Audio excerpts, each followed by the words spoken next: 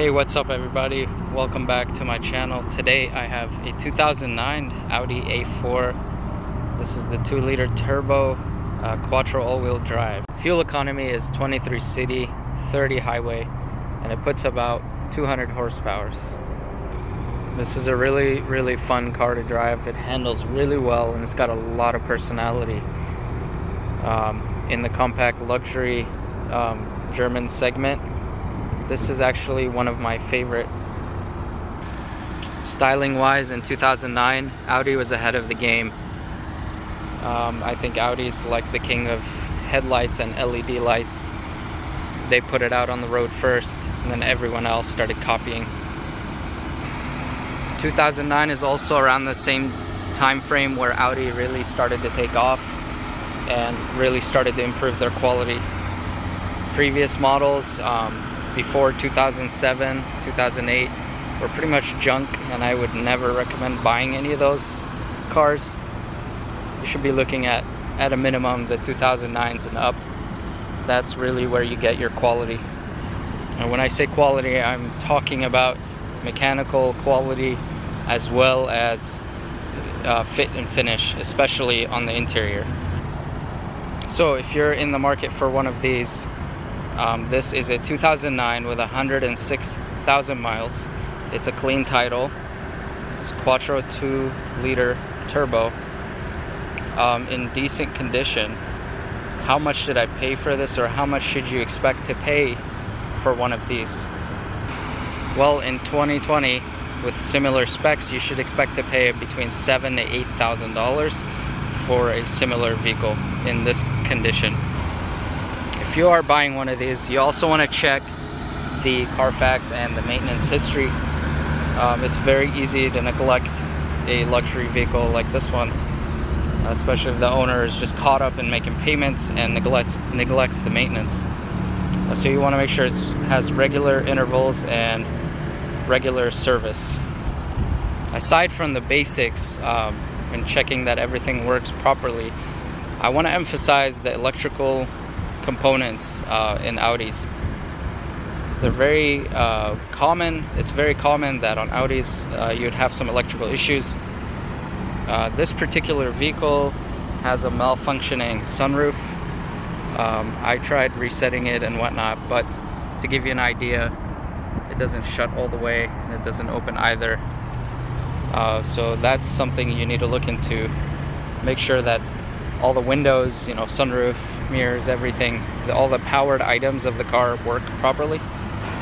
The next thing you'd want to check is under the hood. You want to make sure there are no oil leaks. These cars are very prone to oil leaks, especially at the top of the engine and around the oil filter housing. Let me show you what I mean. So take a look, ignore the dirt, but what you're looking for is this right here. You can see the oil leaking from the top of the engine. That should be all dry, but this is very common. That's the valve cover leak. You also want to check right here. That's the oil filter housing.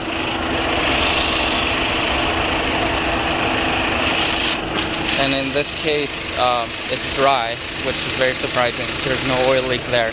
Usually you get a leak at the oil filter housing and the cover gasket at the same time. But aside from that, mechanically this car is solid. That cover gasket leak is an easy job to replace on these smaller engines. Parts around 200 bucks, labor $200 to $300. If you have an independent mechanic, it should be easy to take care of. Now, if a car has an oil leak, you want to assess how bad it is and how long it's been going on. So yeah, check with the owner, see if they have any insight on how long that oil leak's been there. The longer it's been and the messier it is, the risk of other components going out is higher. So if it's a small oil leak that's not really active, such as this one, and it's not spreading, then I wouldn't mind buying it and taking care of that. Now, if the entire engine compartment is seeping through with oil and you got like smoke coming out, that's a different issue. So you want to make sure that you know, you don't buy a car with that type of maintenance history. Well, with that out of the way, this is a very good looking car, pretty futuristic, and the attention to detail, my god, Audi, good job. I mean, 2009 cars didn't look this good. So yeah, let's go ahead and check out the interior. Now this is where I feel that Audi excels and exceeds everybody else, is the interior. They do such a nice job. Look at the details in the seat, the lines and the contour.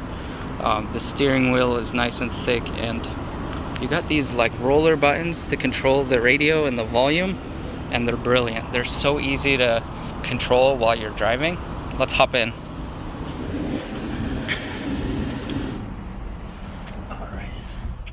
There's a lot of features in here. This right here is the blind spot monitoring, and it'll light up the mirror if you got someone next to you when you're lane changing. There's quite a few buttons, but it all makes sense when you get used to it and when you figure out where everything is. I'm a huge fan of this center console. So this is how you control the screen, and Audi did a great job with this navigation MMI menu. So basically all these buttons, they correspond to a menu. So a route would be the top right button, and so on. So memory, nav, map, they're all here so you can access the menus quickly. Anything in between, you would use this dial. You also have a return button, and you have dedicated skip track buttons, different modes. So it's really helpful. You're not, you know, spending a lot of time taking your eyes off the road to get where you need to go. And again, this is very important to me, is the AC controls. You have physical buttons for that. Again, minimizing taking your eyes off the road.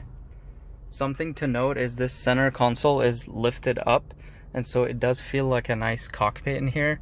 Everything is just aimed and pointed at the driver for a very premium and luxury feel. Everywhere you touch in this car, everything feels firm and well built. There's no squeaks or, you know, anything like that. Aside from, you know, after the, you know, 100,000 miles, you have some peeling trim right here, but not bad at all. This car, it looks great, and it's held up pretty well. We do have the sunroof in here. Remember to check the sunroof on the car you're looking at, because this one is actually malfunctioning.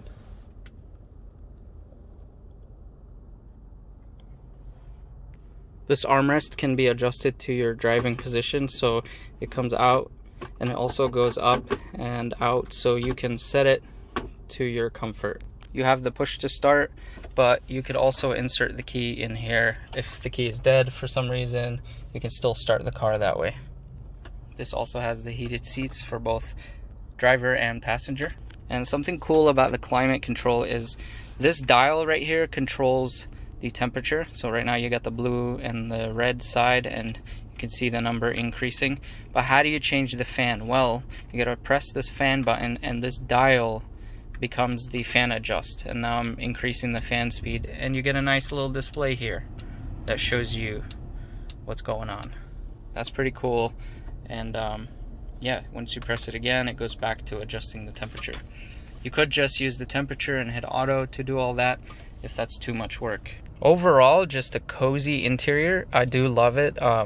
But once you get this car on the road, which I won't be taking it on the road in this video, but when you take it on the road, I'll tell you a little bit of a summary of how it drives. It's very nimble. It handles so instantly. It's very responsive. Honestly, it's brilliant for what it is, because it's a fun little car. It's fast when you need it, and it's smooth and quiet where you would expect it to be. For $7,000 to $8,000, this is a no-brainer. This is a great commuter option. This is a great daily, and also a car that you could own and ride in style.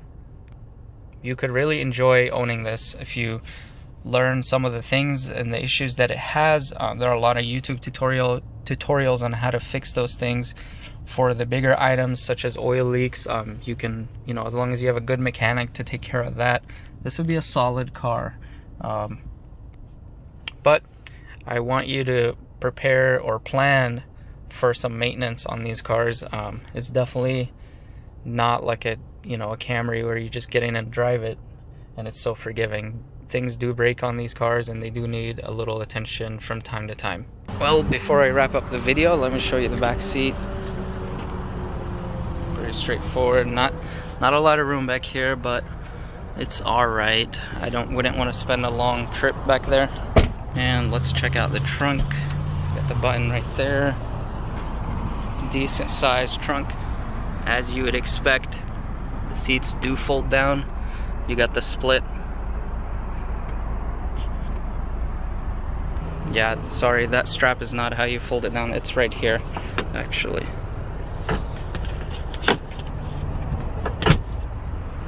That's interesting. Wonder what this is for. Look like some kind of storage hooks if you got bags or whatnot back here. And while we're back here, let me show you the exhaust tips on this car. Look how black they are. So that's an indication of an oil leak, because as you saw earlier, the oil was leaking right on top of the exhaust pipe, and it burns and comes out of the back. It's not bad. I mean, when it gets pretty bad, you'll start seeing white smoke coming out of the pipe. But this oil leak's not active right now, and I'll be taking care of it soon. On cars where it's really bad and it's leaking constantly, when you floor it or when you like take off from a red light, you'll see like a cloud of smoke behind you. Very common on these Audis and BMWs. So yeah, make sure you check for that. That's it for this video. I hope this was very helpful for you. If you're considering buying one of these cars, just make note of all the things I mentioned. They're great cars. You would love one. But yeah, good luck in your search. Thanks again for watching. Please consider subscribing.